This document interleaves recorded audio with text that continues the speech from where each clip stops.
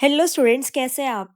देखो, आज की क्लास के अंदर मुझे आपको 2 बिल्कुल फ्रेश टॉपिक करवाने हैं, बिल्कुल फ्रेश एनर्जी के साथ, जो आप सबकी होनी चाहिए। मैम कौन से 2 टॉपिक्स? एक तो मुझे आपको करवाना है पेंशन और दूसरा लीव सैलरी। पर मैम आप ग्रेच्युटी पे क्यों आ गए? बेटा ग्रेच्युटी आपका होमवर्क था, आपको खुद से रिवाइज़ करके पढ़ के रखना था। क्यों मैं करवा रही हूँ? क्योंकि आज की क्लास के अंदर मैं आपको करवाऊँगी एक मास्टर क्वेश्चन, जिस क्वेश्चन के अंदर आपकी पेंशन, आपकी लीव सैलरी एंड आपके ग्रेच्युटी तीनों कांसेप्ट्स आपके टच हो जाएँगे। तो बेसिकली आपको ग्रेच्युटी वैसे तो रिवाइज करके आना था अपने होमवर्क के अंदर, बट मैं आपको फटाफट से रिवाइज कराऊंगी 1 मिनट के अंदर and then we will move to the topic of today's class. ठीक है, चलो। ग्रेच्युटी मैंने आपको क्या बताया था कि अगर एम्प्लॉयमेंट के ड्यूरेशन में मिली है तो टैक्सेबल है सबके लिए। भाई एम्प्लॉयमेंट के टाइम पे कुछ भी मिल रहा है ग्रेच्युटी, तो वो आपके लिए टैक्सेबल हो जाएगी। अब इस टैक्सेबल का मतलब क्या होता है कि भाई जो मेरी सैलरी की कंपटीशन में करती हूँ उसके अंदर ये अमाउंट मेरी ऐड हो जाएगी। मान लिया जाएगा कि मेरी सैलरी का ही पार्ट है। पर अगर रिटायरमेंट के टाइम पे मुझे ग्रेच्युटी मिली, तो अगर आप गवर्नमेंट एम्प्लॉय हो, गवर्नमेंट एम्प्लॉय के लिए फुल्ली एग्जेम्प्ट है, कितना भी अमाउंट बिंदास दे दो, कोई दिक्कत नहीं है, पूरा का पूरा आपका एग्जेम्प्ट हो जाएगा। पर अगर आप अदर एम्प्लॉय हो तो आपको देखना पड़ेगा कि आप पोगा एम्प्लॉय हो या फिर नॉन पोगा एम्प्लॉय हो। पोगा का मतलब पेमेंट ऑफ ग्रेच्युटी एक्ट में कवर हो या फिर नहीं हो। ठीक है, दोनों के लिए चाहे पोगा हो चाहे नॉन पोगा हो, आपको तीन तीन कंडीशन को देखना पड़ेगा और तीनों में से जिसमें अमाउंट सबसे कम आएगी वो लोएस्ट आपका एग्जेम्प्ट हो जाएगा। जो सबसे कम होगा वो आपका एग्जेम्प्ट हो जाएगा। सबसे पहले अगर आप पोगा एम्प्लॉय हो तो कितना आपका अमाउंट एग्जेम्प्ट होगा? भाई मुझे मिली ग्रेच्युटी 30 लाख रुपए, पर एग्जेम्प्ट कितनी होगी मेरी? मेरे हाथ में कितने की ग्रेच्युटी के ऊपर टैक्स नहीं लगेगा? 15/26, 15 अगस्त, 26 जनवरी, multiply by salary per month, multiply by number of years of completion of service, कितने साल मैंने काम किया है, जितनी अमाउंट रिसीव हुई मैक्सिमम 20 लाख रुपए। ये दोनों तो दोनों के अंदर कॉमन है ही है। सारा गेम प्ले कहाँ पे आता है? इस वाली फर्स्ट कंडीशन के अंदर। Done? Okay. Salary per month, salary per month निकालने का मैंने आपको बताया था कि latest basic salary plus DA आपको कंसीडर करना है। पर यहाँ पे आपका क्या हो जाता था? यहाँ पे आपका हो जाता था 1/2 इंटू में एवरेज सैलरी पर मंथ। अब यहाँ पे एवरेज सैलरी का मतलब क्या होता है? Basic salary plus DA in terms वाला, पिछले 10 महीनों का, पिछले 10 महीनों का। यहाँ पे डीए पे हम फोकस करते थे, दोनों डीए लेने, चाहे वो forming part of retirement benefit है या फिर नहीं है। और यहाँ पे वही डीए लेना है जो कि forming part of retirement benefit है, that is DA in terms of retirement benefit है। बात okay? Okay okay. Number of years of completion of service, भाई राउंडिंग ऑफ करेंगे, अगर 6 महीने से ऊपर हो गया तो नेक्स्ट ईयर पे हम स्विच कर लेंगे। अगर यहाँ पे राउंडिंग ऑफ हम नहीं करेंगे, मतलब अगर मेरे 11 मंथ्स भी है तब भी मैं पहले वाले ईयर पे ही रहूंगी, मैं शिफ्ट नहीं करूंगी, राउंड ऑफ नहीं करूंगी, राउंड ऑफ कर दूंगी। ये बात क्लियर है, ये बात ओके है। बाकी आ जाओ आज के कंसेप्ट पे। ठीक है, चलो। प्रोविजन हमने रिवाइज कर लिया, आज के कंसेप्ट पे चलते हैं। सबसे पहला हमारा कंसेप्ट निकल कर आता है पेंशन। पेंशन क्या होती है आप बताओ मुझे? पेंशन क्या होती है? एक तरीके से आपकी पीरियोडिकल पेमेंट होती है जो आपको मिलती है सर्विस कंप्लीट करने के बाद, as a reward of past service, कि भाई आपने पिछले पास्ट में जो दिया बहुत ही बढ़िया दिया, अच्छी सर्विस हमको प्रोवाइड करी, तो as a reward for their past service pension मिलती है। और पेंशन क्या होती है? एक तरीके की आपकी पीपी। पीपी क्या होता है? Periodic payment. चलती रहेगी चलती रहेगी, आपको मंथली बेसिस के ऊपर एम्प्लॉइज को पेंशन मिलती है, एम्प्लॉयर उनको प्रोवाइड करता है। अब दो तरीके हैं, या तो पेंशन आपको मौका दिया जाता है, जब आप रिटायरमेंट के टाइम पे होते हो तो आपको मौका दिया जाता है, या तो एक काम करो, क्या करो, सारी की सारी पेंशन एक ही बारी में ले लो, बूढ़ी बड़ी अमाउंट एक बारी में फंसा लो, या फिर हर महीने लेते चलो छोटी छोटी अमाउंट।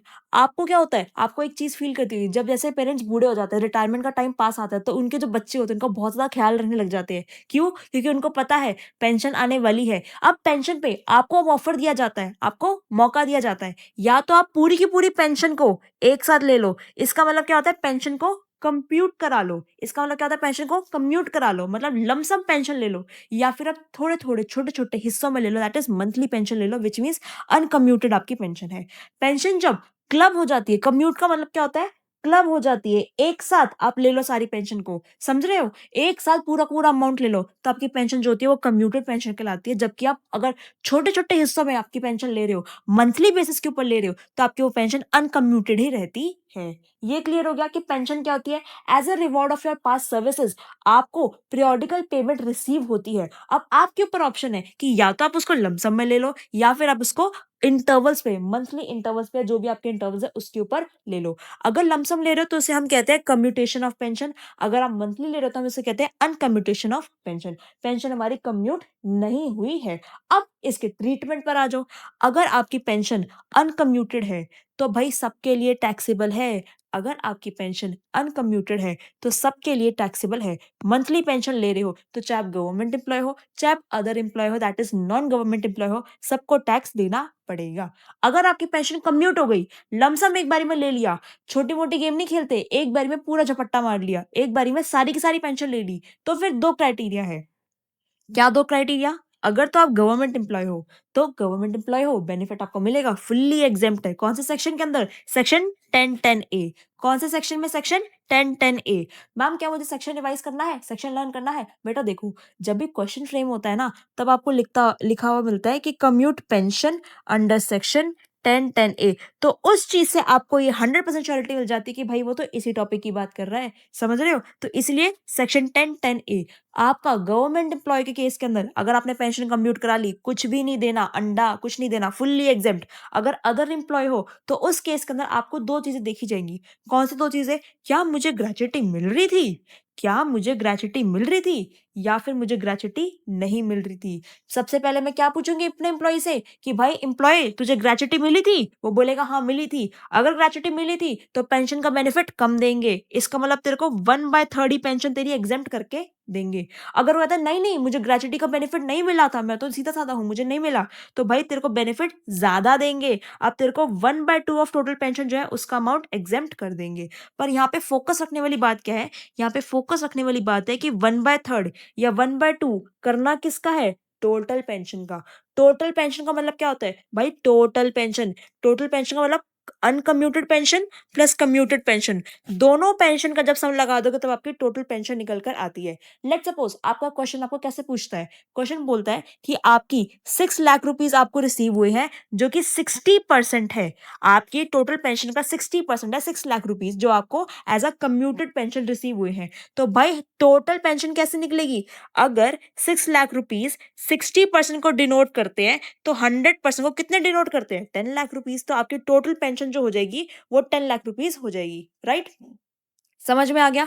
तो हमेशा हमेशा हमेशा मुझे फोकस करना है कि जो मेरी टोटल पेंशन है मैं उसी को यहाँ पे 1/3 या फिर उसी का यहाँ पे 1/2 करूंगी। इसको याद रखने का सिंपल सा तरीका क्या है कि आपको हमेशा यहाँ पे 100% पेंशन का 1/3 या फिर 100% पेंशन का 1/2 करना है। सिंपल सी चीज है भाई। देखो पेंशन में कुछ है ही नहीं। पेंशन के अंदर या तो पेंशन एक बारी में ले लो या फिर आधे आधे हिस्सों में ले लो। अगर हिस्सों में ले रहे हो तो सबके लिए टैक्सेबल है, क्योंकि गवर्नमेंट का आप मतलब एक तरीके से आप काम बढ़ा रहे हो, आप हिस्सों में ले रहे हो तो सबके लिए टैक्सेबल है। पर अगर आप एक ही बारी में ले लेते हो, लंबी घोड़ी का रेस खेलते हो, एक ही बारी में सब कुछ ले लिया, एक ही बारी में सब कुछ ले लिया, तो आपको देखना है कि गवर्नमेंट एम्प्लॉय हो तो फुल्ली एग्जेम्प्ट, अदर एम्प्लॉय हो तो ग्रेच्युटी मिल रही है, हाँ मिल रही है, तो टोटल पेंशन का 1/3। अगर ग्रेच्युटी नहीं मिल रही, नहीं मिल रही, तो टोटल पेंशन का 1/2। और टोटल पेंशन का मतलब क्या है? 100% पेंशन का 1/3 या फिर 100% पेंशन का 1/2 लेना है। और इतना अमाउंट मेरा एग्जेम्प्ट हो जाएगा। पेंशन मुझे बिंदास जितनी भी मिली हो उतना अमाउंट मेरा एग्जेम्प्ट हो जाएगा। जो बाकी का बच गया मैम वो क्या?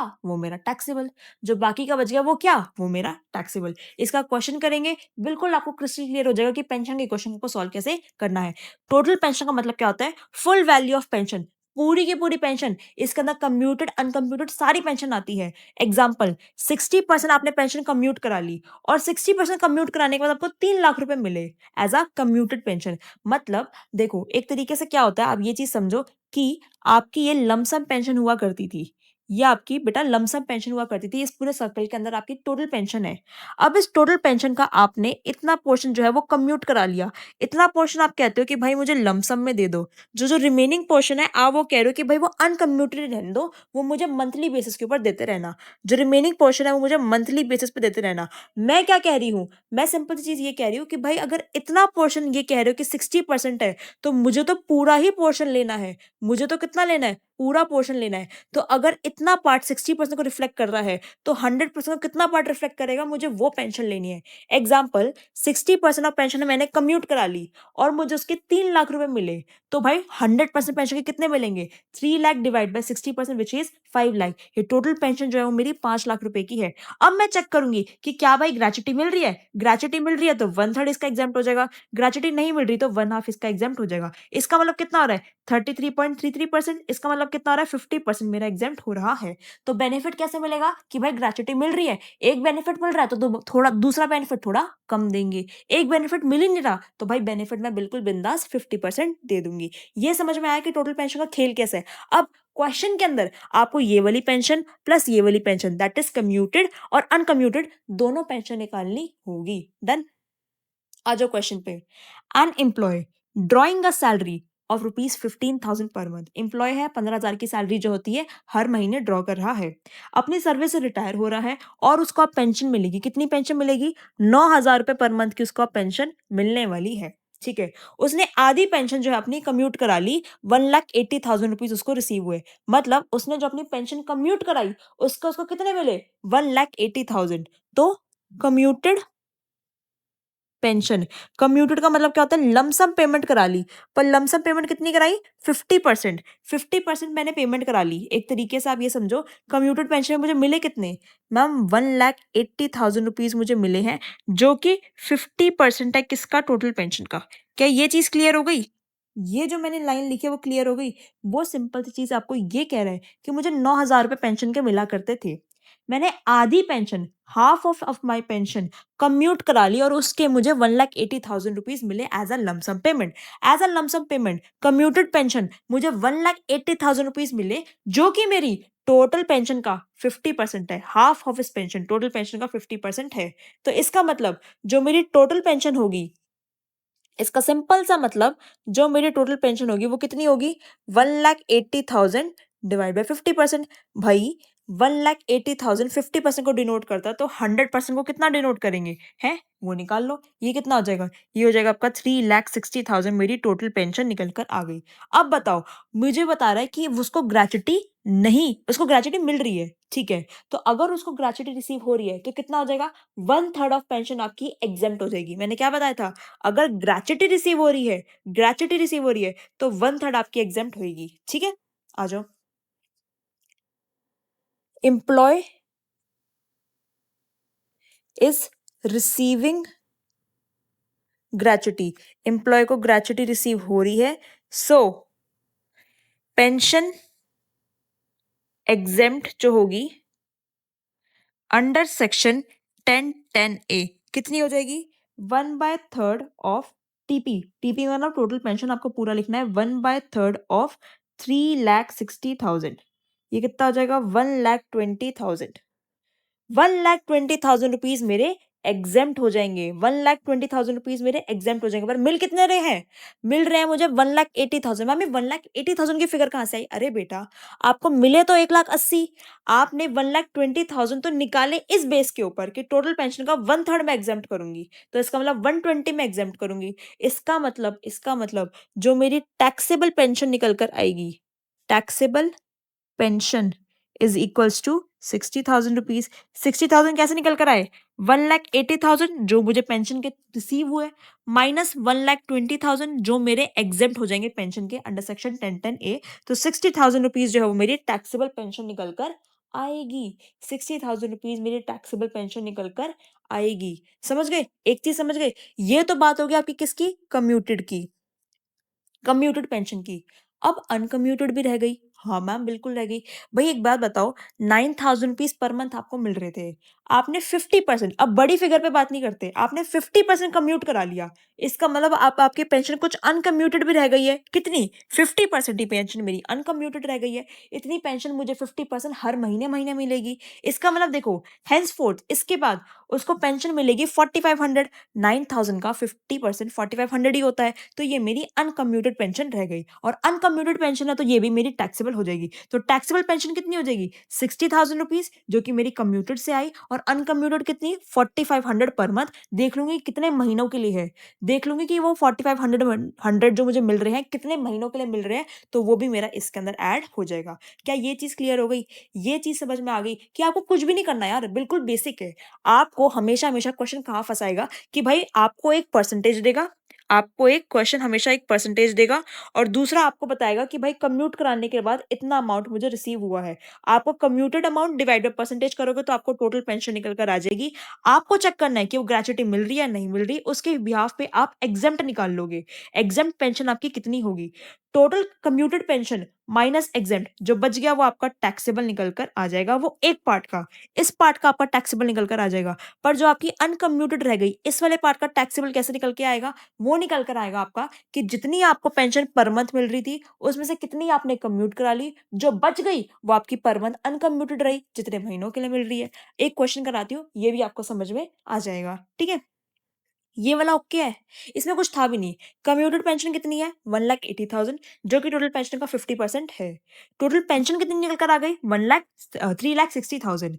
एम्प्लॉय ग्रेचुटी रिसीव कर रहा है तो पेंशन एग्जेम्प्ट कितनी होगी, 1/3 of total pension which is 1,20,000। तो अब टैक्सेबल कितनी होगी, 180 मिले, 120 एग्जेम्प्ट हो गए, 60,000 मेरे टैक्सेबल हो गए। आ जाओ, ए रिटायर कर रहा है 15 अप्रैल 2024 को फ्रॉम बी कंपनी लिमिटेड। ठीक है भाई, अच्छी बात है, हो जाए retire. He was entitle to a pension of ₹8,000 per month. Pension हर महीने कितनी मिल रही है, 8,000 रुपए की। उसकी रिटायरमेंट के एंड पे, उसकी रिटायरमेंट पर उसने 75% पेंशन अपनी कम्यूट करा ली। उसने अपनी 75% पेंशन कम्यूट करा ली और 75% कम्यूट कराने के बाद उसको 2,40,000 रुपए मिले। तो मतलब जो ये 2,40,000 रुपीज है वो टोटल पेंशन का 75% है। मुझे हमेशा 100% पेंशन पता होनी चाहिए, टोटल पेंशन कितनी थी तो मैं निकाल लूंगी। 2,40,000 डिवाइड बाय 75%, मेरी टोटल पेंशन निकल कर आ गई। अब मुझे बताना है कि जब उसकी ग्रेचुटी रिसीव हो रही है तब कितना टैक्सेबल होगा, जब ग्रेचुटी रिसीव नहीं हो रही तब कितना टैक्सेबल पोर्शन होगा कम्यूटेड पेंशन का। ठीक है, क्लियर है, अरे सॉल्व करें, आ जाओ। देखो, आपको इसको लिखना कैसे है, आपको लिखना है फर्स्ट वाला केस कि भाई जब मुझको ग्रेचुटी रिसीव हो रही है, फर्स्ट वाला case 75% of commuted pension, commuted pension का 75% कितना निकल कर आया है, क्वेश्चन ये बता रहा है कि भाई वो है आपका ₹2,40,000। तो आपकी आपकी टोटल पेंशन कितनी हो जाएगी, मुझे जरा बताना। टोटल पेंशन कितनी हो जाएगी, total pension will be 2,40,000 rupees, जो आपकी कम्यूटेड पेंशन निकल कर आई है, डिवाइड बाय 75%, डिवाइड बाय 75%। जरा कैलकुलेटर में बताना कितना आ रहा है, 2,40,000 डिवाइड बाय 75%, ये आ रहा है मेरा 3,20,000। ठीक है, अब पहले वाले केस के अंदर क्या कह रहे हैं कि एंटाइटल टू ग्रेचुटी, उसको ग्रेचुटी TITLED, ठीक है, एंटाइटल टू ग्रेचुटी, भाई उसको ग्रेचुटी जो है वो मिल रही है, ग्रेचुटी एम्प्लॉय को रिसीव हो रही है। ठीक है, 3,20,000 का टोटल पेंशन का कितना लेना है मुझे, ग्रेचुटी अगर रिसीव हो रही है 1/3, तो 3,20,000 डिवाइड बाय 3 कितना आ जाएगा, बताओ जरा कितना आ जाएगा, बताओ बताओ, 1,06,667। ठीक है, इस तरीके से आप इसको लिख लेना, ये आपका एंटाइटल टू ग्रेचुटी है।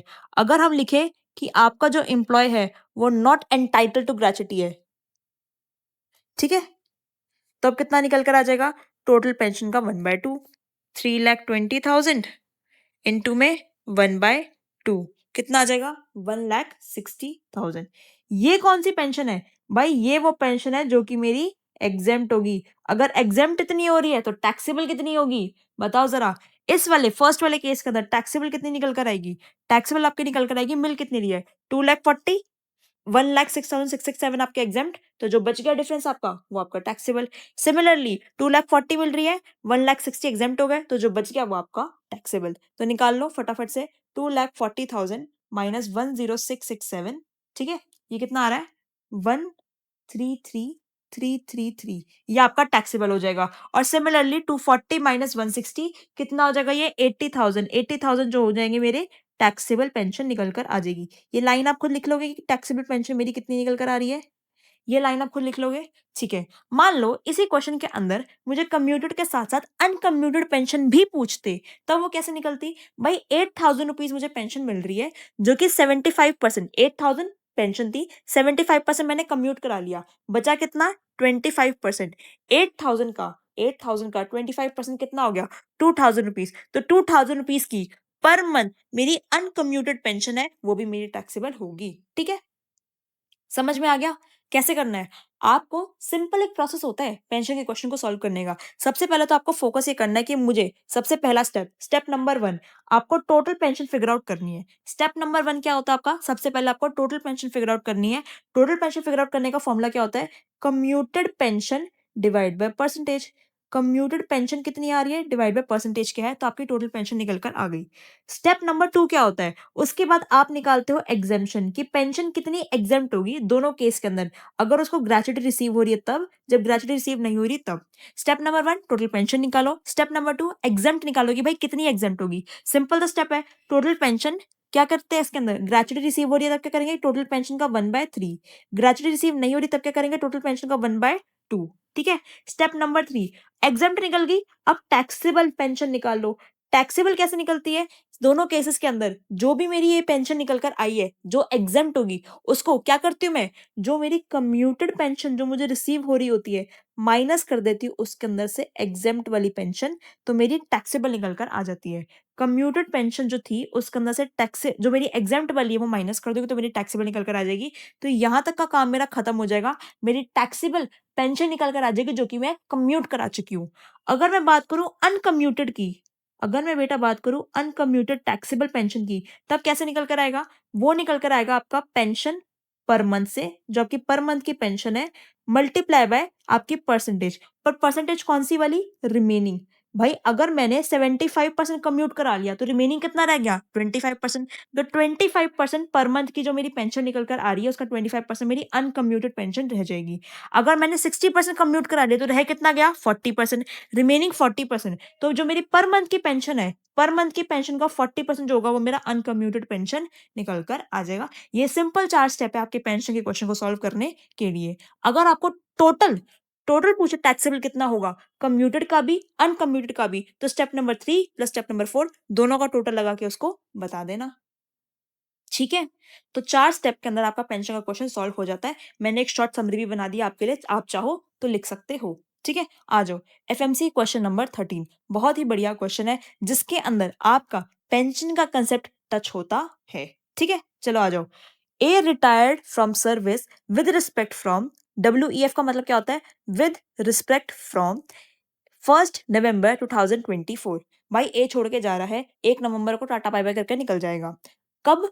आफ्टर सर्विंग 18 ईयर्स 9 मंथ्स, 18 साल 9 महीने देने के बाद वो जा रहा है। Eight the time of retirement उसकी सैलरी कितनी है? सिर्फ 25,000 रुपए पर मंथ। जब छोड़ के जा रहा है तब उसकी सैलरी 25,000 रुपए पर मंथ है।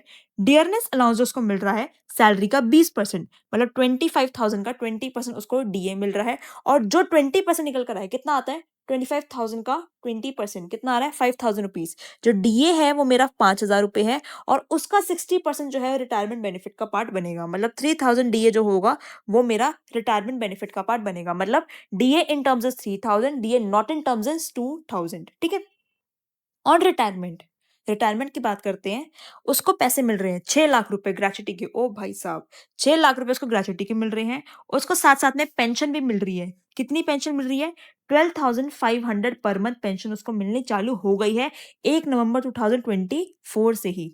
ठीक है। उसके बाद कह रहे हैं 1 जनवरी 2025 को उसने 60% पेंशन अपनी कम्यूट करा ली, जिससे उसको 7,50,000 रुपए मिले हैं। तो देखो, अगर मैं आपको टाइमलाइन से समझाऊं एक तरीके से, टाइमलाइन क्या कहती है? आपको कुछ नहीं करना, आपको ग्रॉस सैलरी की कंप्यूटेशन करके बतानी है। अगर मैं आपको टाइमलाइन से बताऊं तो भाई वो रिटायर कब हो रहा है? वो हो रहा है 1 नवंबर 2024 को वो रिटायर हो रहा है। उसके बाद उसी दिन से उसकी पेंशन चालू हो जाती है। 1 दिसंबर 2024, 1 जनवरी 2025, 1 फरवरी 2025 एंड यहाँ पे ले लो 31 मार्च, ये फेब्रवरी हो गया, 1 मार्च ले लो यहाँ पे 2025। ओके। चलो, अब एक चीज समझो, यहाँ पे वो छोड़ के जा रहे हैं, समझ आ गया? यहीं से इसी दिन से उसकी पेंशन मिलनी चालू हो रही है। उसको कितनी?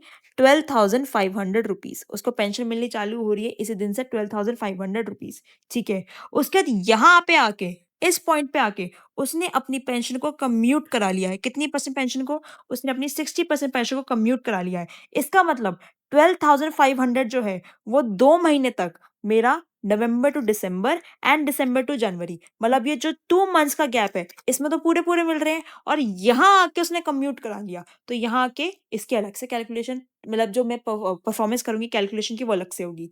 इतनी पेंशन तो 12,500 उसको 2 महीने तक मिली, नवंबर में भी और दिसंबर में भी उसको 12,500 मिले। उसका जनवरी में आके उसने इस 12,500 का 60% कम्यूट करा लिया, जिसकी वजह से उसको 7,50,000 रुपये मिले। ठीक है, कैसे कैलकुलेशन होगी मैं समझा दूंगी। इस क्वेश्चन को आप मार्क कर लेना, इसके अंदर आपके ग्रेच्युटी प्लस पेंशन दोनों के कंसेप्ट जो हो रहे हैं वो टच हो रहे हैं। ग्रेच्युटी प्लस पेंशन दोनों के कंसेप्ट जो है वो टच हो रहे हैं। एक चीज मैंने आपको और बताई थी कि अगर क्वेश्चन नहीं बताता अपने मुंह से, अपना मुंह नहीं खोलता कि पोगा है या नॉन पोगा है, तो हम क्या मान के चलेंगे कि भाई वो, बोलो बोलो, हम क्या मान के चलेंगे कि वो क्या है, हम क्या मान के चलेंगे कि वो क्या है, पोगा है या नॉन पोगा है, नॉन पोगा मान लो। ठीक है, अब सॉल्व करते हैं, लीव सैलरी पे बाद में जाएंगे, पहले हम इस क्वेश्चन को सॉल्व करते हैं। सबसे पहले वो मुझे क्या बोल रहा था, मुझे बोल रहा था ग्रॉस सैलरी की कंप्यूटेशन दो। तो भाई कोई बात नहीं, सबसे पहला जो मेरा फॉर्मेट में बनेगा वो क्या बनेगा, कंप्यूटेशन ऑफ ग्रॉस सैलरी। ठीक है, कंप्यूटेशन ऑफ ग्रॉस सैलरी किसके लिए, फॉर किसके लिए, फॉर किसके लिए, ए के लिए। ठीक है, computation of gross salary for a, किस असेसमेंट ईयर के लिए, फॉर असेसमेंट ईयर 25-26। ये कहानी यहां तक ओके। यहाँ पे आ जाओ अपने पर्टिकुलर्स, यहाँ पे आ जाओ बेटा amount, particulars amount, done, very good.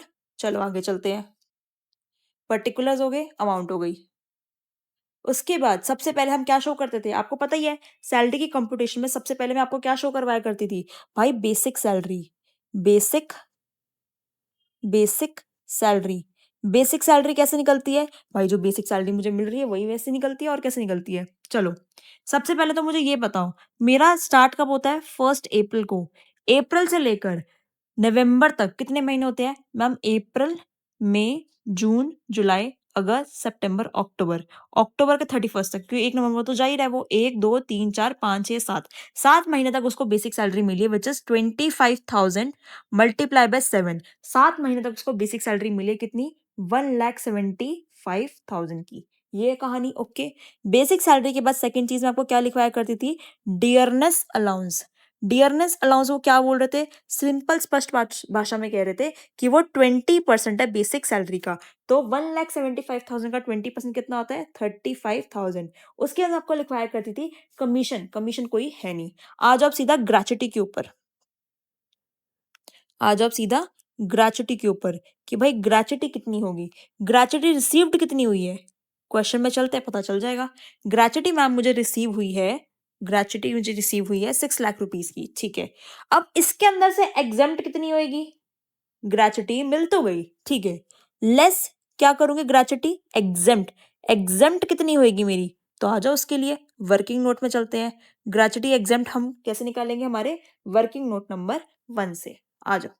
ठीक है, वर्किंग नोट्स, सबसे पहला वर्किंग नोट किसका है, वर्किंग नोट नंबर 1, जिसके अंदर हम ग्रेच्युटी कंप्यूट करेंगे कि भाई मेरी कितनी ग्रेच्युटी जो है वो एग्जेम्प्ट होगी। ठीक है, हमने क्या मान के चला, कि हमने ये मान के चला, बताओ बताओ कि वो पोगा एम्प्लॉय है नॉन पोगा है, मान के चला कि वो नॉन पोगा है, अगर पोगा होता तो क्वेश्चन चीख चीख के खुद ही बता देता। तो सिंस सबसे पहली चीज, अपने को सेफ गेम प्ले करना है, वी हैव एज्यूम्ड, क्वेश्चन बाद में चाहे कुछ भी निकले, अपने को सेफ गेम प्ले करना है, we have assumed that A is non पोगा एम्प्लॉय, हमने ये मान के चला, चाहे आप बोलो चाहे आप ना बोलो, हमने मान के चला कि वो नॉन पोगा एम्प्लॉय है।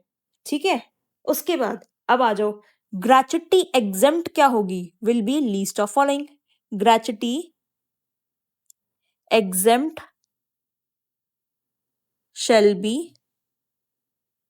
लीस्ट ऑफ फॉलोइंग, तीनों लिमिट में से जो सबसे कम निकल कर आएगी, लिमिट जो सबसे कम निकल कर आएगी वो मेरी अमाउंट एग्जेम्प्ट हो जाएगी। कौन कौन सी लिमिट होती है, अमाउंट रिसीव्ड, अमाउंट रिसीव्ड कितनी हुई है ग्रेच्युटी पे, मुझको 6 लाख रुपीज मुझे रिसीव्ड हुए हैं ग्रेच्युटी पे। मैक्सिमम अमाउंट कितनी हो सकती है, मैक्सिमम हो सकती है मेरी 20 लाख रुपए की, आज ही रिवाइज करवा के मैं आपको लेकर आई हूँ। ठीक है, उसके बाद थर्ड क्या है, थर्ड है मेरी हाफ मंथ एवरेज सैलरी है ना, half month average salary of last 10 months, half month average salary of last 10 months कितनी निकल कर आएगी मुझे बताना। Half month average salary of last 10 month कैसे निकल कर आएगी, 1/2 हाफ हो गया।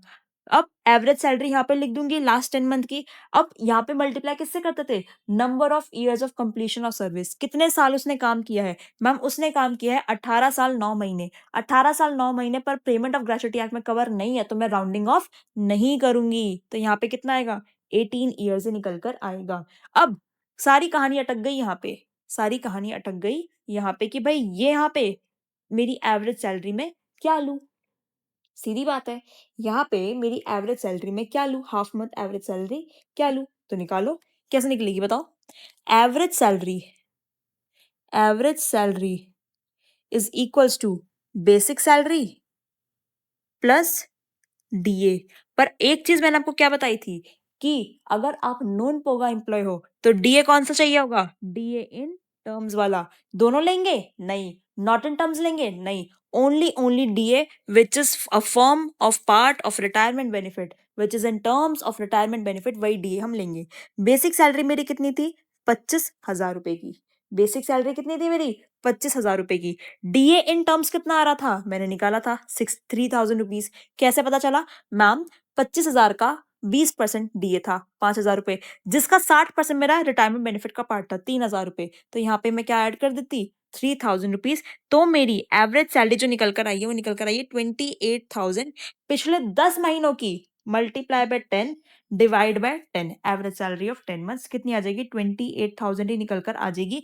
यहाँ पे वैल्यू में चेंजेस तब आते हैं जब मेरी सैलरी जो होती है वो चेंज हो रही होती है, मतलब बीच में पिछले 10 सालों में उसमें कोई इंक्रीमेंट वगैरह आ रहा होता है, तो यहाँ पे मेरी वैल्यू वही की वही रहेगी 28,000। अब मुझे निकाल के बता दो वैल्यू कितनी आ रही है, ये आपकी आएगी 2,52,000 रुपीज। इतनी अमाउंट मेरी एग्जेम्प्ट हो जाएगी क्योंकि लीस्ट यही है 6 लाख 20 लाख और 2,52,000, 2,52,000। सबसे कम कौन सी है, लीस्ट कौन सी है 2,52,000, तो यही मेरी अमाउंट एग्जेम्प्ट हो जाएगी, ठीक है 2,52,000 रुपीज। अब फिर टैक्सेबल कितनी रहेगी, देखो ना, ग्रेच्युटी मिली इतनी, एग्जाम्प्ट इतनी हो गई, तो टैक्सेबल कितनी रह गई, बताओ बताओ, इसको माइनस करके बताओ। आपको इसको माइनस करोगे तो निकल कर आएगा 3,48,000 रुपीज। ये ओके हो गया। इसके बाद आ जाओ किसके ऊपर, पेंशन के ऊपर। पेंशन पे आ जाओ। पेंशन में सबसे पहले क्या लिखो, अनकम्यूटेड पेंशन, अनकम्यूटेड पेंशन निकालनी है हमको, ठीक है। उसके बाद और क्या निकालना है मुझे, कम्यूटेड पेंशन निकालनी है। अनकम्यूटेड हो गया और कम्यूटेड पेंशन, ठीक है, ठीक है। चलो, कम्यूटेड पेंशन मिली कितनी है, 7,50,000 रुपए मिले हैं एज अ कम्यूटेड पेंशन। कितने मिले हैं, 7,50,000 रुपए as a commuted pension. Less क्या कर दूंगी इसके अंदर से, मेरी एग्जेम्प्ट कितनी होगी, under section 1010A, exempt under section 1010A कितनी एग्जेम्प्ट होगी, आ जाओ भाई वर्किंग नोट नंबर 3 में, ठीक है। वर्किंग नोट पहले हम 3 बना लेते हैं, चलो कोई बड़ी बात थोड़ी है, बड़ी बातचीत नहीं है। चलो, working note number 3, commuted pension. सबसे पहले निकालो भाई टोटल पेंशन कैसे निकलेगी, मैंने क्या बताया था सबसे पहले, स्टेप नंबर 1 टोटल पेंशन निकालो। कैसे निकलता है, commuted pension divide by percentage, बताया था ना, total pension commuted pension divide by percentage. Commuted pension कितनी मिली, 7,50,000 रुपए, कितने परसेंट के लिए, कितने परसेंट के लिए, मैम 60% के लिए, ठीक है। मुझे मैम 7,50,000 रुपीज मिले हैं फॉर 60%, तो 100% के लिए कितने मिले होंगे, बताओ बताओ, 100% के लिए कितने मिले होंगे, निकाल लेते हैं। 7,50,000 डिवाइड बाय 60%, ये आ रहा है मेरा 12,50,000, ठीक है। अब मैं लिखती हूँ यहाँ पे पेंशन एग्जेम्प्ट। अब पेंशन एग्जेम्प्ट है, पर आपको देख चीज चेक करनी है कि क्या उसको ग्रेच्युटी रिसीव हो रही है या फिर नहीं हो रही। भाई सामने सामने क्वेश्चन ने ग्रेच्युटी की कैलकुलेशन करवाई है, कौन गधा है जो ये कहेगा कि ग्रेच्युटी रिसीव नहीं हो रही। सामने सामने क्वेश्चन ने मुझसे ग्रेच्युटी की कैलकुलेशन कराई है, इसका मतलब एम्प्लॉय को ग्रेच्युटी रिसीव हो रही है। तो अगर ग्रेच्युटी रिसीव हो रही है तो 12,50,000 का क्या ले लेंगे हम, 1/3। तो डिवाइड मैंने किया इसको 3 से, मेरी वैल्यू निकल कर आ रही है 4,16,666, इसका मतलब 4,16,666, ठीक है। इसको 6 की जगह क्या कर दो, 7 कर दो, आपकी राउंड ऑफ हो गया। ठीक है, ये अमाउंट मेरी क्या हो जाएगी, एग्जेम्प्ट हो जाएगी, तो जो बच गया वो मेरा टैक्सेबल हो जाएगा। आ जाओ, एग्जेम्प्ट कितनी हो रही है, 4,16,667 माइनस किया, कितनी वैल्यू निकल कर आ रही है, 3,33,333। ये कहानी हो गई। अब बात अटक गई कहाँ मेरी, अनकम्यूटेड पेंशन की। वर्किंग नोट नंबर 2, बढ़िया वर्किंग नोट है, पूरे फोकस के साथ देखना। अनकम्यूटेड पेंशन मेरी कैसे निकलेगी, working note number 2, uncommuted pension. ठीक है, अनकम्यूटेड पेंशन। अब एक चीज समझो, मेरी एक छोटी सी सिंपल सी बात समझो। मैंने आपको ना एक टाइमलाइन सिखाई, मैंने आपको एक टाइमलाइन सिखाई कि भाई 1 नवंबर को वो जा रहा है, उसके बाद जनवरी में उसने जाके कम्यूट करा लिया, इसका मतलब 2 महीने, नवंबर का और दिसंबर का, उसको 12,500 की ही पेंशन मिल रही होगी। भाई टोटल पेंशन जो थी उसको जब मैंने एक तरीके से अनकम्यूटेड रही, टोटल पेंशन को हर महीने में देखूं तो हर महीने मुझे 12,500 मिलने थे। अब मैंने जो पेंशन कम्यूट कराई, लमसम में इकट्ठी करी, 60% जो लमसम में इकट्ठी करी वो इस दिन पे करी, तो इसका मतलब बीच के जो 2 महीने रह गए उस टाइम पर तो मेरे को पूरी पूरी पेंशन मिल रही थी, उस टाइम पर तो मेरे को पूरी पूरी पेंशन मिल रही थी, तो इसका मतलब 2 महीने की पेंशन तो मेरी पूरी रहेगी। उसके बाद जब मैं इधर आ जाऊंगी तो 12,500 का 60% तो मैंने करवा लिया, बचा कितना, 40% रिमेनिंग।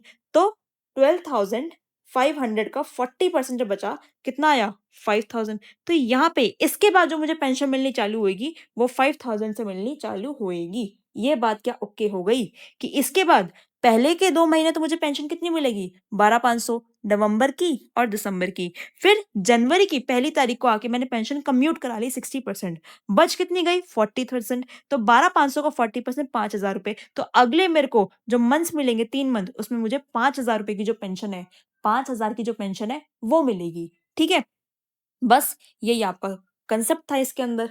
आ जाओ, देखो अनकम्प्यूटेड पेंशन फॉर नवंबर एंड दिसंबर कितनी होगी, 12,500 मल्टीप्लाई बाय 2, 12,500 पेंशन मुझे मिलेगी 2 महीनों के लिए, विच कम्स इक्वल्स टू 25,000 रुपए।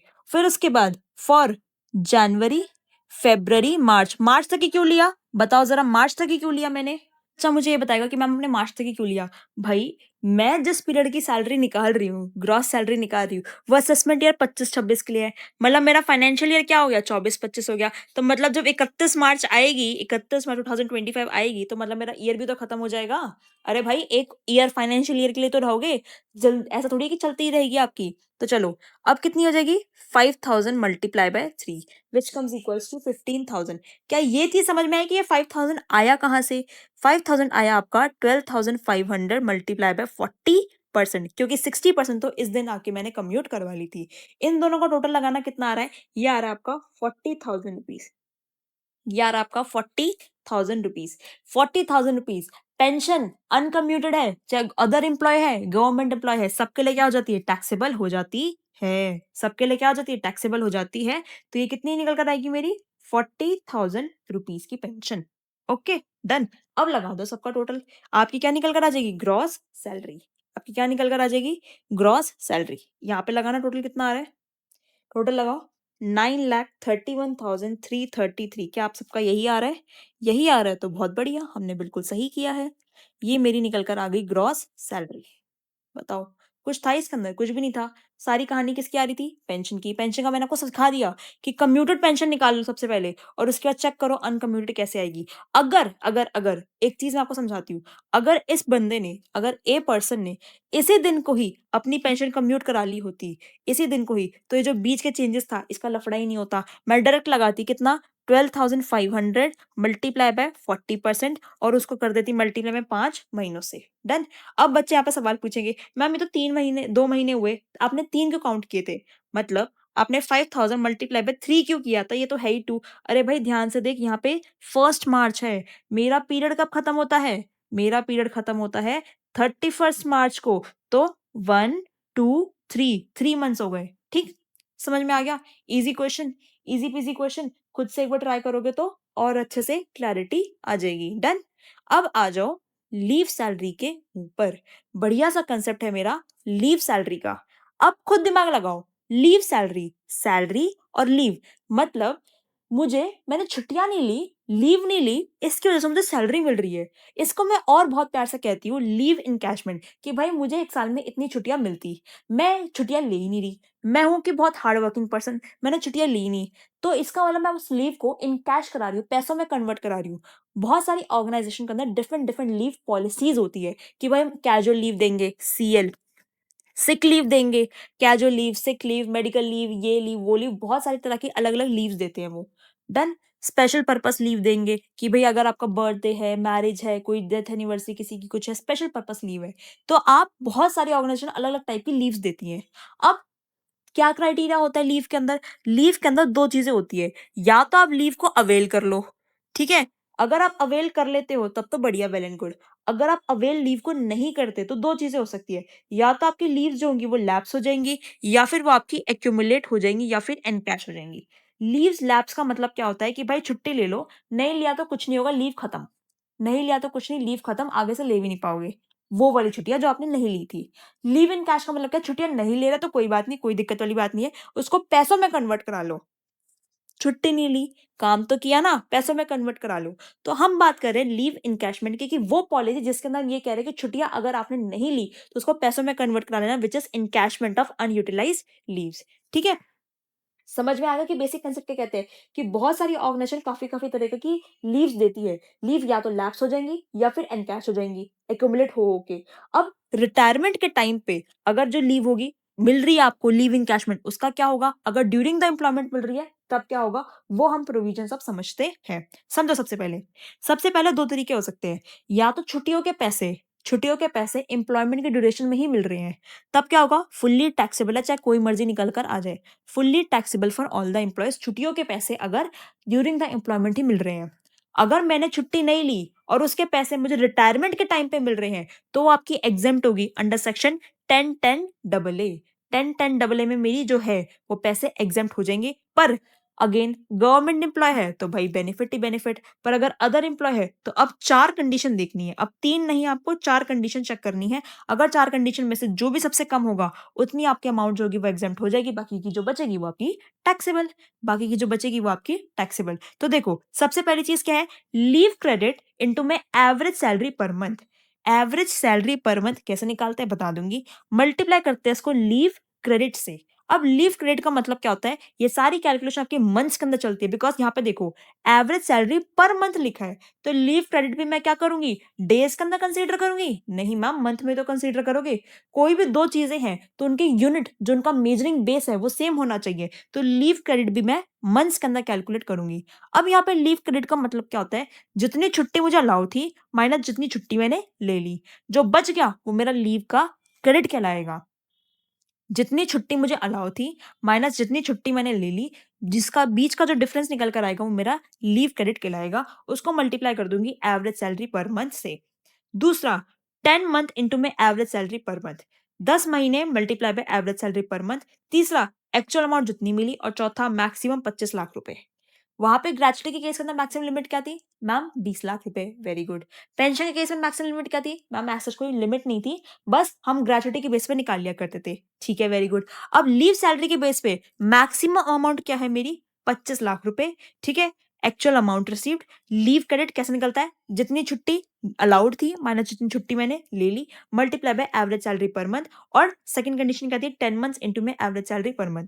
लीव क्रेडिट हमें निकालना आ गया। इसके अंदर आपका राउंडिंग ऑफ अलाउड नहीं होता है। राउंडिंग ऑफ अलाउड नहीं होने का मतलब क्या है? Leave allowed, ma'am leave taken तो हमेशा मुझे क्वेश्चन बता ही देगा कि भाई मैंने इतनी छुट्टी ली। लीव टेकन तो मुझे क्वेश्चन बता ही देगा कि आपने इतनी छुट्टी ली। लीव अलाउड, छुट्टी अलाउड कितनी थी वो कैसे पता चलेगा? उसके अंदर अलग-अलग ऑर्गेनाइजेशन अपनी अलग-अलग पॉलिसी बनाती है कि भाई हम तो 1 साल में अपने एम्प्लॉयी को 60 छुट्टी देंगे, हम 1 साल में अपने एम्प्लॉयी को 70 छुट्टी देंगे, हम अपने एम्प्लॉयी को 10 छुट्टी देंगे, हम अपने एम्प्लॉयी को 20 छुट्टी देंगे 1 साल के अंदर। अलग-अलग ऑर्गेनाइजेशन अलग-अलग पैरामीटर बनाती है। तो सबको एक कॉमन बेस पे लाने के लिए लॉ का प्रोविजन आया, और लॉ क्या कहता है? तुम सब चुप बैठो, मैं अपनी बोलूँगा। लॉ ये कहता है 1 साल के अंदर फॉर एवरी कंप्लीटेड ईयर मैं आपको 30 छुट्टी अलाउ करता हूँ। लॉ का प्रोविजन आया और लॉ ये कहता है कि 1 साल के अंदर फॉर एवरी कंप्लीटेड ईयर, तो यहाँ पे जो कंप्लीटेड है इस पे फोकस करना, और यहाँ पे कंप्लीटेड का मतलब ये बता रहा है कि राउंडिंग ऑफ अलाउड नहीं है। अगर मैंने 29 साल काम किया तब मेरे को कितनी छुट्टी अलाउड होगी? 29 ईयर्स मल्टीप्लाई बाय 30, ठीक है? 29 इंटू में 30। अगर मैंने 29 साल 9 महीने काम किया, तब भी मुझे कितनी लीव अलाउड होगी? 29 इंटू में 30। अगर मैंने 29 साल 11 महीने 25 दिन काम किया, तब मुझे कितनी छुट्टी अलाउ होगी? 29 इंटू में 30। तो यहाँ पे फोकस करना कि कंप्लीटेड ईयर का यहाँ पे रेफरेंस क्या है कि राउंडिंग ऑफ आपका अलाउड नहीं होगा, राउंड ऑफ आप नहीं कर सकते हो, क्योंकि यहाँ पे कंप्लीटेड ईयर बोला है।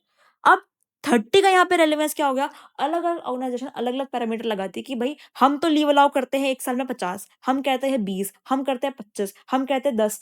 तो सबका अलग अलग चल रहा है, हमें एक बेस कैलकुलेशन चाहिए। तो गवर्नमेंट कहती है, लॉ कहता है, प्रोविजन ही कहता है कि तुम सब चुप रहोगे, मैं बताता हूं कितना एक साल के अंदर मैक्सिमम 30 डेज की आप लीव दे सकते हो। लीव अलाउ कितनी करोगे अपने एम्प्लॉय को? एक साल में 30 दिन। एक साल में कितने दिन? 30 दिन। ओके, ये कहानी ओके। लीव क्रेडिट निकालना आ गया। कहानी अटक गई कहाँ पे? एवरेज सैलरी पर मंथ पे। एवरेज सैलरी पर मंथ कैसे निकलती है? बेसिक सैलरी ले लो पिछले 10 महीनों की, ले लेंगे।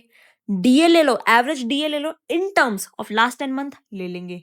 अगर क्वेश्चन के अंदर टर्नओवर कमीशन दे रखी है पिछले 10 महीनों की, तो वो ले लो। इन तीनों अमाउंट को प्लस करोगे तो आपकी एवरेज सैलरी पर मंथ निकल कर आ जाएगी। ये सारी चीजें basic salary, DA, turnover commission पिछले 10 महीनों का आपको लेना है। Basic salary, DA, turnover commission आपको पिछले 10 महीनों का लेना है। इन सबको ऐड करोगे तो आपकी एवरेज सैलरी पर मंथ निकल कर आ जाएगी। और 10 महीने कौन से? रिटायरमेंट से पहले के। 10 महीने कौन से? रिटायरमेंट से पहले के। ठीक है, एक बार रीड करो, इसके बाद इसके क्वेश्चंस पे हम चलते हैं। पढ़ लिया? एक मजे की बात बताऊं, यहाँ पे मैंने जस्ट बिफोर रिटायरमेंट लिखा है।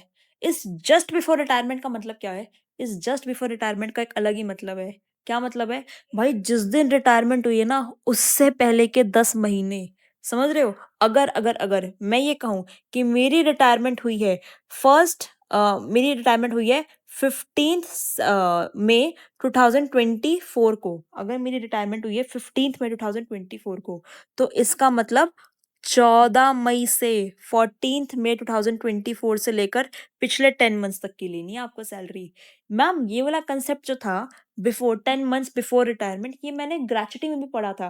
पर ग्रेचुटी में पता है क्या कंसेप्ट था? ग्रेचुटी के अंदर कंसेप्ट था कि अगर आप 15 मई 2024 को रिटायर हो रहे हो, तो आपको पता है कहाँ से सैलरी लेनी है, अपनी कैलकुलेट करनी है। आपको 30 अप्रैल 24 से पिछले 10 महीने तक की लेनी है। ये आपका कंसेप्ट था ग्रेचुटी के अंदर। ठीक है, आपका लीव सैलरी में कंसेप्ट ये निकल कर आता है कि अगर आप 15 मई 2024 को रिटायर हो रहे हो, तो आपको 14 मई 2024 से पिछले 10 महीनों की लेनी है। तो ये छोटा सा इफेक्ट, अगर आपकी सैलरी चेंज हो रही है बीच के अंदर, तो बहुत बड़ा इंपैक्ट डाल सकता है। तो इसलिए उन दोनों प्रोविजन में एक जो सबसे बड़ा डिस्टिंक्शन है वो क्या है? जस्ट बिफोर रिटायरमेंट का मतलब है कि रिटायरमेंट से सिर्फ एक दिन पहले, रिटायरमेंट वाले दिन, उस दिन पहले। क्लियर है? ओके है ना? समझ में आ गया कि ये वाला जो कंसेप्ट था, ये लग रहा है मेरा लीव सैलरी में, और जो नीचे मैंने आपको मेंशन कर रखा है वो लगेगा आपका ग्रेचुटी के अंदर। आ जाओ फटाफट से करते हैं हम क्वेश्चन को सॉल्व। एफएमसी 14 ई एक एम्प्लॉय है XYZ प्राइवेट लिमिटेड के अंदर, जो कि रिटायर हो रहा है 30 नवंबर 2024 को। उसके रिटायरमेंट के टाइम पे उसको लीव सैलरी कितनी मिल रही है? 2,88,000 उसको लीव सैलरी मिल रही है, प्रोवाइडेड उसको और इन्फॉर्मेशन का कह रहे हैं। सैलरी जो रिटायरमेंट के टाइम पे थी पर मंथ कितनी थी? 18,000 रुपए। कितने साल काम किया? 20 ईयर्स 8 मंथ्स। मुझे क्या बताओ कि 20 ईयर्स 8 मंथ्स को क्या मैं 21 ईयर लिख दूं? बिल्कुल नहीं, राउंडिंग ऑफ मेरा अलाउड नहीं है, ये मेरा 20 ईयर्स ही रहेगा। ये चीज ओके, ये मेरा 20 ईयर्स ही रहेगा, मेरा राउंडिंग ऑफ अलाउड नहीं होता है। आगे चलो, लीव इनकैशमेंट। भाई लीव इनकैशमेंट में पैसा कितना मिला? पैसा मिला मेरे को 2,88,000, जो कि मुझे ऑलरेडी पता चल गया। Leave availed while in service, जब मैं सर्विस में थी, जब मैं काम कर रही थी, तो मैंने कितने महीनों की छुट्टी ली? 14 महीनों की मैंने छुट्टी ली। Balance unavailed leave at the time of retirement, जब मैं रिटायर हो रही थी तो मेरी कितनी लीव अनअवेल्ड थी? 16 महीनों की। भाई देखो, इसका मेरा कोई सेंस नहीं बनता। मुझे अगर लीव क्रेडिट निकालना है, लीव क्रेडिट का सिंपल सा फॉर्मूला क्या था? लीव क्रेडिट का सिंपल सा फॉर्मूला ये था कि भाई जितना लीव आपको अलाउ किया गया माइनस जितना आपने ले लिया। लीव अवेल कितना कर लिया? 14 महीनों का। अलाउ कितना किया गया था? अलाउ किया गया था, बताओ। लीव अलाउड कैसे निकलेगा? लीव अलाउड कैसे निकलेगा? मैक्सिमम 30 डेज इंटू में नंबर ऑफ कंप्लीटेड ईयर्स। कितने साल काम किया? 20 साल इंटू में 30, इसका मतलब 600 दिन। अब दिन नहीं लेने मेरे को, मैंने क्या बताया आपको? दिन नहीं लेने, आपको लेने हैं मंथ्स। इसका मतलब कितने हो गए? 20 मंथ्स। 20 मंथ्स की आपको लीव 20 मंथ्स की आपको लीव, 20 मंथ्स की आपको जो है वो लीव मिली थी, लीव टेकन नहीं, लीव आपको 20 मंथ्स की जो थी वो अलाउ करी गई थी, आपने 14 महीनों की ले ली, 6 महीने का आपको लीव क्रेडिट निकल कर आता है। डन, समझ में आ गया। इसके बाद average salary for the month of February 2024 to March 2000 to November 2024 कितना आ गया? 17,600। भाई मेरा क्वेश्चन है तो काम ही आसान कर दिया, उसने मुझे एवरेज सैलरी खुद ही लिख के बता दी, क्योंकि मैंने आपको क्या बताया था, नवंबर में आप रिटायर हो रहे, इससे पहले के 10 महीने, तो पहले के 10 महीने कहाँ से बनते हैं? फेब्रवरी टू नवंबर, तो पहले के 10 महीनों की सैलरी कितनी आ गई? 17,600। लीव एंटाइटलमेंट पॉलिसी कंपनी की क्या कहती है? XYZ प्राइवेट लिमिटेड की पॉलिसी कहती है कि हम हर कंप्लीटेड ईयर के ऊपर 1.5 महीने की लीव देंगे। भाई आप कोई भी पॉलिसी बताओ, हमें कोई मतलब नहीं, हम तो लॉ के प्रोविजन के हिसाब से चलेंगे। लॉ का प्रोविजन कहता है 30 दिन मतलब 1 महीना, तो हम 1 महीना ही लेंगे, चाहे आप 1.5 महीने की दो, चाहे आप 2 महीने की दो, चाहे आप 10 महीने की दो, कंप्लीटेड ईयर में हमें कोई मतलब नहीं है। आपको क्या निकालना है? Leave encashment. आपको हमेशा फोकस में हमेशा इस चीज पर डलवाती हूँ कि आपको इनकम टैक्स के क्वेश्चन के अंदर ये आइडेंटिफाई करना आना चाहिए कि भाई कौन सी इंफॉर्मेशन मेरे लिए रेलिवेंट है या कौन सी इंफॉर्मेशन रेलिवेंट नहीं है। जैसे ये वाली इंफॉर्मेशन थी, क्या ये मेरे लिए रेलिवेंट है? नहीं है। पर बहुत सारे बच्चे सोचेंगे कि भाई दे रखे तो कुछ ना कुछ काम की तो आएगी। अरे भाई नहीं, प्रोविजन पे ध्यान रखो, जो प्रोविजन कहता है उसके हिसाब से हमें काम करना है। 4 कंडीशन है, minimum of the following 4 amount shell be exempt. तो अमाउंट जो होगी टैक्सेबल निकाल लेंगे, कैसे लिखोगे? सबसे पहले minimum of following shall be exempt. आप बताओगे, मैं नहीं, मुझे तो पता ही है, आप बताओ। सबसे पहले कितना? अमाउंट रिसीव्ड, कितनी मुझे लीव इनकैशमेंट रिसीव्ड हुई है? मैम 2,88,000 रुपीज की मुझे लीव इनकैशमेंट रिसीव हुई है। सेकंड क्या था? मैक्सिमम अमाउंट, मैक्सिमम अमाउंट कितनी हो सकती है? मैक्सिमम हो सकती है मेरी 25 लाख रुपए की लीव इनकैशमेंट। थर्ड, थर्ड क्या था मेरा? एवरेज सैलरी, बताओ, एवरेज सैलरी इनटू में, बताओ, 10 मंथ्स, एवरेज सैलरी इनटू में 10 मंथ, आ जाओ, average salary per month into में 10, कितना आ जाएगा average salary per month into में 10? बोलो बोलो, कितना हो जाएगा? 1,76,000, 17,600 मल्टीप्लाई बाय 10, 1,76,000। अब यहाँ पे आ जाओ, leave credit multiply by average salary per month, ये भी था एवरेज सैलरी पर मंथ। तो एवरेज सैलरी पर मंथ कितनी है? 17,600। लीव क्रेडिट कैसे निकलेगा मेरा, ये बताओ, लीव क्रेडिट मेरा कैसे निकलेगा? लीव क्रेडिट मेरा कैसे निकलेगा, ये निकालते हैं अब हम। लीव क्रेडिट कैसे निकलता है? Leave credit is equals to leave allowed minus leave taken. Leave taken तो मुझे पता है, लीव टेकन तो मुझे पता है कितनी है। लीव टेकन मैंने करी है कितनी? Leave availed while in service 14 months. Leave taken कितनी करी है मैंने? 14 मंथ्स की। लीव अलाउड कितनी थी भाई? लीव अलाउड थी मेरी 30 डेज, एक साल में 30 दिन। कितने साल काम किया उसने? 20 साल काम किया, राउंडिंग ऑफ अलाउड नहीं है, तो 600 डेज। 600 डेज को मैं कैसे लिख सकती हूँ मंथ्स के अंदर? 600 divide by 30 equals to 20 months, ठीक है। 20 months minus 14 months equals to 6 months. तो 6 इंटू में 17,600, ये कितना निकल कर आएगा? बताओ बताओ, ये आएगा आपका 1,05,600। लीस्ट ऑफ द फॉलोइंग मेरी एग्जाम्प्ट हो जाएगी, और लीस्ट ऑफ द फॉलोइंग मेरी कितनी है? 1,05,600 ही आ रही है। अब टैक्सेबल कितना हो जाएगा बताओ जरा? अगर मैं यहाँ पे आपको लिखूं टैक्सेबल कितना हो जाएगा? टैक्सेबल लीव इनकैशमेंट ये हो जाएगा आपका 2,88,000 माइनस 1,05,600, ठीक है। कितना हो जाएगा? कितना टैक्सेबल हो जाएगा? बताओ बताओ। ये मेरा जो होगा 1,82,400 जो होगा टैक्सेबल हो जाएगा, which means it will become a part of gross salary, ठीक है। कुछ भी नहीं था, अगर आप ध्यान से देखो तो लीव सैलरी में कुछ भी नहीं है। अमाउंट रिसीव क्वेश्चन बता देगा, मैक्सिमम अमाउंट मुझे याद है, average salary per month into में 10। एवरेज सैलरी मुझे क्वेश्चन के अंदर ऑलरेडी गिवन थी 17,600, मैंने मल्टीप्लाई बाय 10 किया, बिंदास मेरी निकल कर आ गई। क्वेश्चन नहीं बताता तो मैं कैलकुलेट कर लेती। उसके बाद लास्ट क्या था? लीव क्रेडिट इनटू में average salary per month. Average salary question इतना धनवान मुझे खुद ही बता दिया। लीव क्रेडिट मुझे निकालना है। लीव क्रेडिट का फॉर्मूला होता है leave allowed minus leave taken. जितना अलाउ था माइनस जितना ले लिया, जो बच गया वो मेरा क्रेडिट है।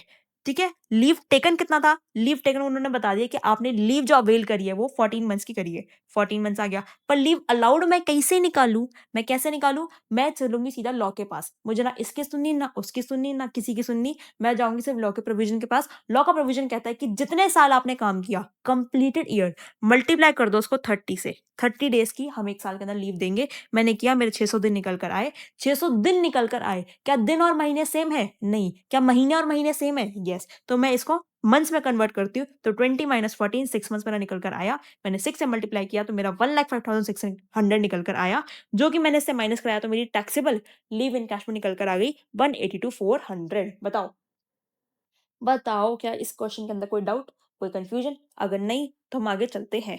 एक चीज मुझे आपको समझानी है। मैम हमें भी कुछ समझाना है? हाँ हाँ, आपको ही तो समझाती हूँ, चलो। एक चीज मुझे आपको समझानी है।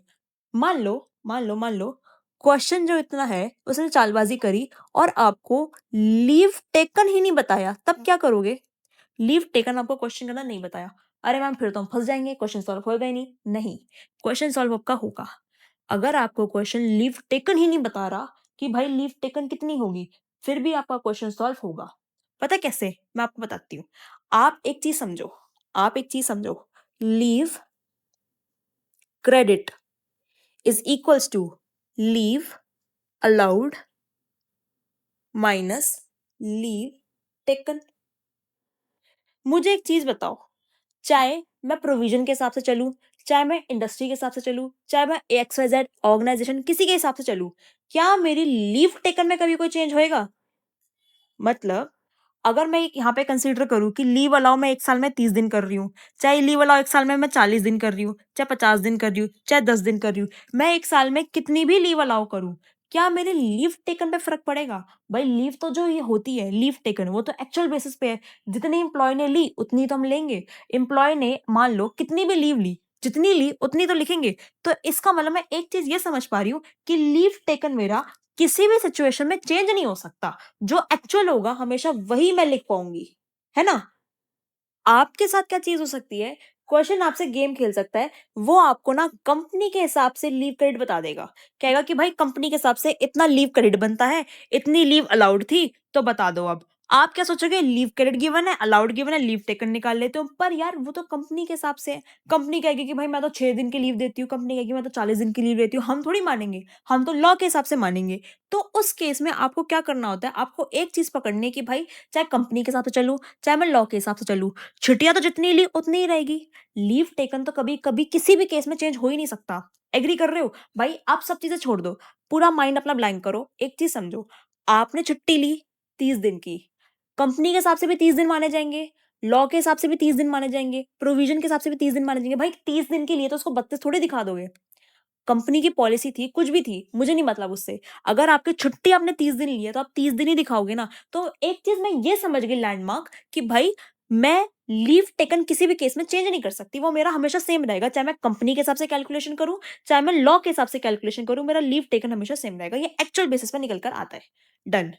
अब क्वेश्चन का गेम खेल सकता है कि कंपनी के हिसाब से लीव क्रेडिट इतना था, कंपनी के हिसाब से लीव अलाउड इतनी थी, तो आप बताओ कि लीव टेकन कितना होगा। भाई लीव टेकन आप निकाल लेना, उसके बाद क्या लीव क्रेडिट हमें ये वाला कंसीडर करना है? नहीं, ये तो गलत है भाई, ये तो कंपनी के हिसाब से निकला हुआ है, मुझे वो नहीं चाहिए। मुझे तो अपना लॉ के प्रोविजन के हिसाब से, जो लॉ कहता है इनकम टैक्स लॉ, उसके प्रोविजन के हिसाब से लीव क्रेडिट निकालना है। तो उस केस में अगर क्वेश्चन मुझे यहां फंसा दे तो मैं क्या करूंगी, मैं उन्हीं की जो इक्वेशन है उसको उठाऊंगी कि भाई कंपनी के हिसाब से लीव क्रेडिट कितना है, कंपनी के हिसाब से लीव अलाउड कितनी है, और लीव टेकन मैंने निकाल लिया।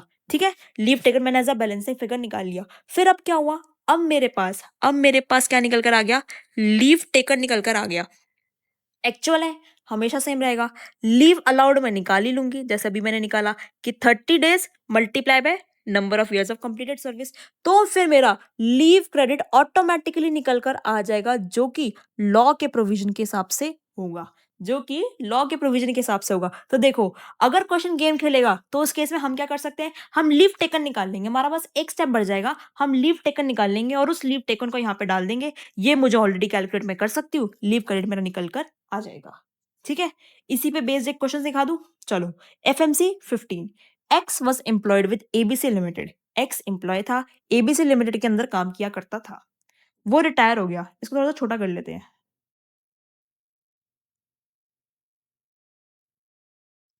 ठीक है, वो रिटायर हो गया after completing 24 years and 4 months. भाई 24 ईयर्स 4 मंथ हो 11 मंथ हो कुछ भी हो, मैं कितने लूंगी? मैं सिर्फ और सिर्फ 24 ईयर्स ही लूंगी, मैं सिर्फ और सिर्फ 24 ईयर्स ही लूंगी। ठीक है, उसकी बेसिक सैलरी कितनी है? भाई बड़ा मस्त क्वेश्चन है। ग्रेचुटी, पेंशन, लीव सैलरी, सारे कंसेप्ट टच होंगे, आपके दिमाग खोल के क्वेश्चन करना। बेसिक सैलरी कितनी है? 1 lakh rupees per month eight the time of retirement. जब छोड़ के जा रहा तब 1 लाख रुपए कमा के जा रहा था। डियरनेस अलाउंस कितना मिलेगा? 100% ऑफ बेसिक सैलरी, 40% जो है मेरा रिटायरमेंट बेनिफिट का पार्ट बनेगा। लास्ट इंक्रीमेंट कब हुआ था? ये देखो इंक्रीमेंट वाला क्वेश्चन भी आ गया इसके साथ, तो बढ़िया क्वेश्चन है आपका ये। 10,000 विद रिस्पेक्ट फ्रॉम 1 जुलाई 2024। उसकी पेंशन हमने डिटरमाइन करी 60,000 रुपए पर मंथ। भाई 60,000 रुपए पर मंथ अपनी पेंशन लेके जाएगा, जिससे उसने 50% अपनी पेंशन को कम्यूट करवा लिया अपने 1 मार्च को 50% पेंशन कम्यूट भी करवा ली। सम उसको मिला 20 लाख रुपए मिले, उस 50% के कितने मिले? 20 लाख रुपए एज अ कम्यूटेड पेंशन। ठीक है, इन एडिशन उसको ग्रेचुटी मिल रही है 24 लाख रुपए की। लीव इनकैशमेंट उसको मिल रही है अमाउंटिंग टू 11,20,000। उसके बाद उसकी एक्यूमुलेटेड लीव कितनी है? 240 दिन। और कंपनी ये कहती है कि हम हर साल 40 दिन की लीव देंगे। कंपनी के हिसाब से कितनी दिन की लीव चल रही है? 240 डेज। लीव एक्यूमुलेट कितनी हुई है? 240। कंपनी के हिसाब से कितने दिन की लीव देंगे हम? 40 दिन की। उसकी जो लीव एक्यूमुलेट हुई है वो कितनी हुई है? 240। 240 लीव उसकी हुई है। कोई बात नहीं, हम अपना निकालेंगे। ग्रॉस सैलरी बताओ, एज्यूमिंग कि वो पोगा में कवर नहीं है। ग्रॉस सैलरी बताओ, एज्यूमिंग कि वो पोगा में कवर नहीं है। ठीक है, आ जाओ। सबसे पहले क्या लिख देंगे हम यहाँ पे? सबसे पहले चलो आ जाओ, कंप्यूटेशन। मस्त क्वेश्चन है, मस्त। एक एक को पकड़ेंगे, एक एक पॉइंट को क्लोज करेंगे। Of gross salary, computation of gross salary for assessment year 25-26। ठीक है, डन डन डन। आ जाओ, सबसे पहले लेंगे हम किसको? बेसिक सैलरी को। जा कब रहा है? छोड़ के जा कब रहा है वो? बताओ। छोड़ के जा रहा है वो फेब्रवरी में, रिटायर हो रहा है फेब्रवरी में। ठीक है, छोड़ के तभी जा रहा है या कभी जा रहा है? कब जा रहा है? छोड़ के जा रहा है वो फेब्रवरी में। इसका मतलब फेब्रवरी में जा रहा है और एक ही फेब्रवरी को जा रहा है, तो इसका मतलब उसने कितने महीने काम किया? 10 महीने। बेसिक सैलरी उसको 10 महीने की मिलेगी। अप्रैल से लेकर 31 जनवरी तक कितने महीने हो गए? 10 महीने हो गए। तो बेसिक सैलरी कब मिलेगी? 10 मंथ्स की उसको मिलेगी। पर भाई कहानी में ट्विस्ट था। कहानी में क्या था? इंक्रीमेंट हुआ था। कहानी में क्या हुआ था? इंक्रीमेंट हुआ था। तो कैसे निकालेंगे? भाई मेरी जो सैलरी थी अब कितनी ड्रॉ कर रहा है? 1 लाख रुपीज। रिटायरमेंट के टाइम पे 1 लाख रुपीज ड्रॉ कर रहा है। रिटायरमेंट से पहले कितनी थी? 1 लाख -10,000। क्योंकि 10,000 रुपए तो 10,000 रुपए तो 1 जुलाई से बढ़े हैं। इसका मतलब जुलाई से पहले सैलरी कितनी थी? 90,000 रुपए। जुलाई के बाद कितनी होगी? 1 लाख रुपए। कैसे पता चला? क्योंकि 1 लाख जो है वो रिटायरमेंट के टाइम पे है। तो अप्रैल मई जून 3 महीनों के लिए कितनी हो जाएगी? 90,000 इंटू में 3। बाकी के जो 7 महीने रहेंगे उसमें कितनी हो जाएगी? 1 लाख इंटू में 7। ठीक है, ये कितनी निकल कर आ जाएगी? बताना जरा। 9,70,000। ओके, उसके बाद आएगा मेरा क्या? डीए। डीए बोल रहा है 100% ऑफ बेसिक सैलरी। जितनी बेसिक सैलरी थी कितनी? 9,70,000 की, उतना ही मेरा डीए होगा, विच इज 9,70,000 का ही मेरा डीए होगा। ये हो गया, ये हो गया। उसके बाद क्या निकल कर आएगा? आ जाओ, पेंशन निकाले। चलो, पेंशन सबसे पहले निकालते हैं। अनकम्यूटेड पेंशन और कम्यूटेड पेंशन। अनकम्यूटेड पेंशन और कम्यूटेड पेंशन दोनों के बना दो अपने फटाफट से 1 सेकंड के अंदर। Working note, working note 1, working note 2। ठीक है, working note 1, working note 2।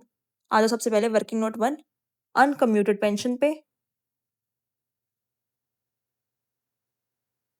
Working note 2 commuted pension पे।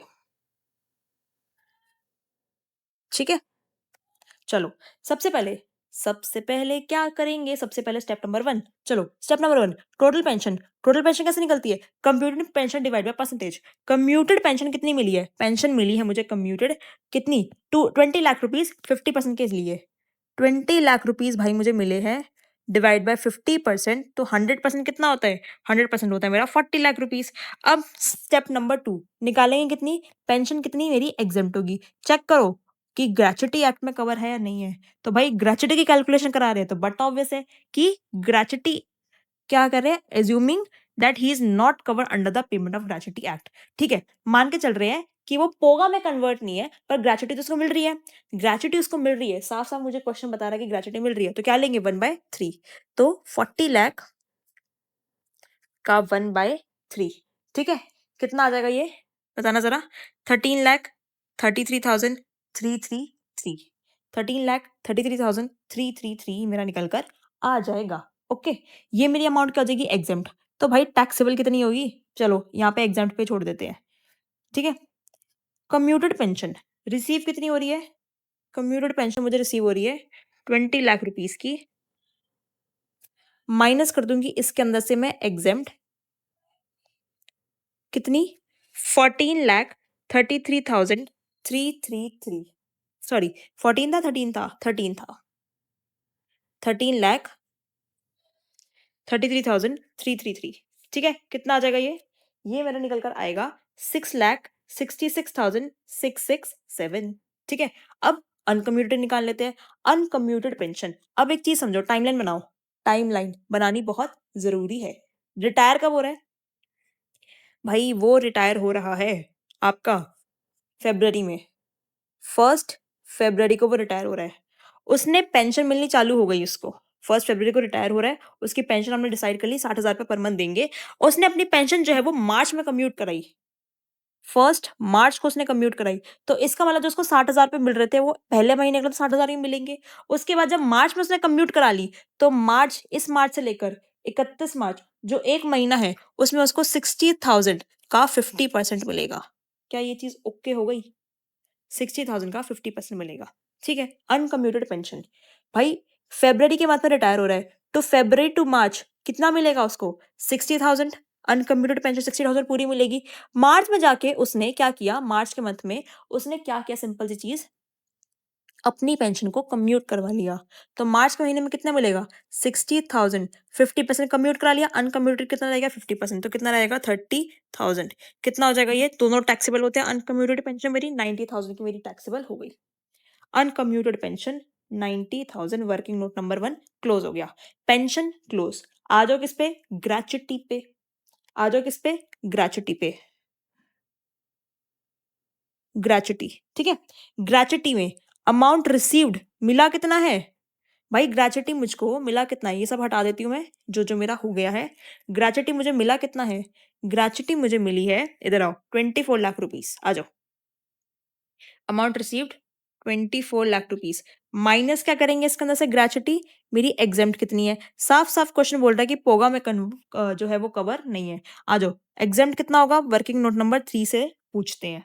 ठीक है, वर्किंग नोट नंबर 3 मैं फटाफट से कर रही हूँ, इसलिए थोड़ी सी राइटिंग वैसे है, आप एडजस्ट कर लेना। Gratuity received, amount actual received, actual amount received कितनी मिली है, 24 लाख रुपए। ठीक है, मैक्सिमम कितनी अलाउड है, 20 लाख रुपए। और तीसरा क्या था, हाफ मंथ एवरेज सैलरी लिख लोगे ना, तो 1/2 इंटू में average salary of last 10 month into में कंप्लीटेड ईयर्स, कितने साल, 24 साल, average salary of last 10 month, ये निकालना अब टास्क है। ये average salary of last 10 month कैसे निकलेगी, average monthly salary, average monthly salary कैसे निकलेगी, ऑफ लास्ट 10 मंथ्स, पिछले 10 महीनों की। तो देखो भाई, पिछले 10 महीने कौन कौन से हो गए, पिछले 10 महीने मेरे वही 10 महीने, तो 90,000 तो एक मिल रहे थे, फिर बाद में 1 लाख रुपए मिलने लग गए, 90,000 थे और 1 लाख। ये भी देखो 10 महीनों की ही कैलकुलेशन है, तो पिछले 10 महीनों की जो सैलरी मिल रही थी मुझे 9,70,000 रुपये मिल रही थी। क्या इस चीज से आप एग्री कर रहे हो, हाँ जी मैम। देखो, अप्रैल मई जून 3 महीनों के लिए 90,000 मिले, जुलाई के बाद, जुलाई से लेकर मेरी 31 जनवरी तक मुझे 7 महीने हो गए, 1-1 लाख रुपए मिलने लग गए थे, तो 9,70,000 की मुझे मिली थी। क्या ये चीज ओके है, यस। बेसिक सैलरी आ गई, प्लस डीए, डीए कितना लेंगे, forming part of retirement benefit, 40% forming part of retirement benefit, मतलब डीए कितना बोला था, डीए बोला 100%, बेसिक सैलरी का 100% मेरा डीए है, और उसका 40% जो है वो forming part of retirement benefit होता है। इसका टोटल लगाना कितना आएगा, 9,70,000 मल्टीप्लाई बाय 100% मल्टीप्लाई बाय 40%, ये कितना आ जाएगा, 3,88,000। तो 9,70,000 प्लस 3,88,000, ये आ रहा है मेरा 13,58,000 10 महीनों की salary I, divide by 10 multiply by 10, ठीक है। तो ये आ गया मेरा 13,58,000। ओके, ये वैल्यू ओके हो गई, समझ में आया कैसे निकला कि भाई मुझे एवरेज सैलरी लेनी है पिछले 10 महीनों की। पिछले 10 महीनों की एवरेज सैलरी ये थी, ये तो बेसिक थी, डीए इतना था, तो निकल के आ गया, डिवाइड बाय 10 किया, एवरेज आ गया, मल्टीप्लाई बाय 10, पिछले 10 महीनों की निकल कर आ गई, ठीक है। तो 13,58,000। अब निकालना इसका कितना आ रहा है, मल्टीप्लाई बाय 24 डिवाइड बाय 2, कितना आ रहा है, ये आ रहा है मेरा 16,29,600, ठीक है। अब लीस्ट तो यही है, सबसे कम तो यही है, और यही मेरा क्या हो जाएगा, फिर एग्जाम्प्ट हो जाएगा 16,29,600। तो एग्जाम्प्ट कितना हुआ, 16,29,600, ठीक है, ठीक है, ठीक है, ठीक है। कितना हो जाएगा, ये आएगा मेरा 7,70,400। अब बात करते हैं किसकी, लीव इनकैशमेंट की। आ जाओ, लीव एनकैशमेंट या लीव सैलरी, कुछ भी आप लिख लेना। ग्रेचुटी हो गया, पेंशन हो गया, लीव की बात करते हैं। कितना अमाउंट रिसीव्ड है, अमाउंट रिसीव्ड कितना हुआ है लीव इनकैशमेंट पे, अमाउंट रिसीव जो हुआ है 11,20,000 रुपए, 11,20,000 रुपए। माइनस क्या करेंगे इसके अंदर से, एग्जेम्प्ट। अब एग्जेम्प्ट के लिए क्या है मेरा, वर्किंग नोट नंबर 4, एग्जेम्प्ट निकल जाएगा तो मेरी वैल्यू निकल कर आ जाएगी, और फिर मैं अपना टोटल कर दूंगी, मेरी सैलरी का टोटल कितना आ रहा है, सिंपल इजी कैलकुलेशन। आ जाओ वर्किंग नोट नंबर 4 पे।